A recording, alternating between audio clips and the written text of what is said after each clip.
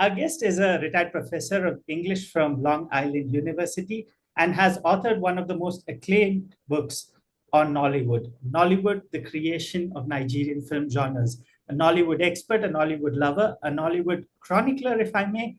Joining me from New York, please welcome Dr. Jonathan Haynes. Do you see Nollywood as being representative of the Black identity? I'll just give you a bit of a background of where I'm coming from. So a few years back at the Dubai airport, I met an Indo-Mauritian guy. The Indian face and French accent don't go along well. But yeah, so one thing he was, one thing he kept saying is that as a race, we have many things in common, which others don't. And one thing he kept pointing to was Bollywood. So, does Nollywood have that, or is Nollywood there, or does it have the potential to be the same for the Black race, let's say, or the Black identity? Yeah, it has played a tremendous role in doing that. I've had many Caribbean students who watched Nollywood films, or their mothers did. Their mothers did, and were real fans. And yeah, one thing, um, a lot of the Black world has had real difficulty making their own films. That's certainly been true across the African continent. Again, there a real dearth of feature-length filmmaking. Sometimes there was television, which provided, a steady stream of images of Black people, but often, not. And the Black world everywhere has been kind of assaulted with a tremendous amount of media coming from the first world, from the US and from other places. So they're looking for an alternative. And, Nollywood is really attractive because it's so powerful and glamorous.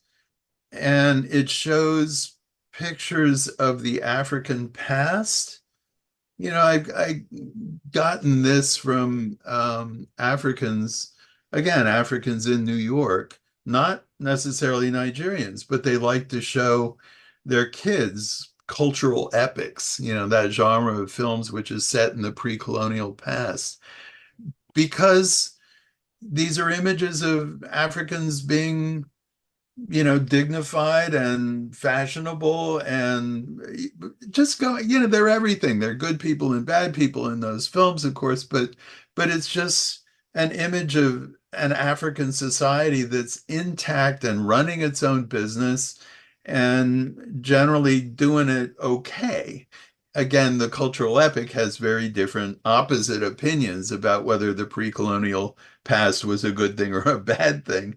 But in general, the images are yeah, attractive and glamorous. And so if you're somebody from Mali or something living in New York City and your kids have very little, how are you going to give your kids a sense of what Africa is like? They're not going to learn anything in school.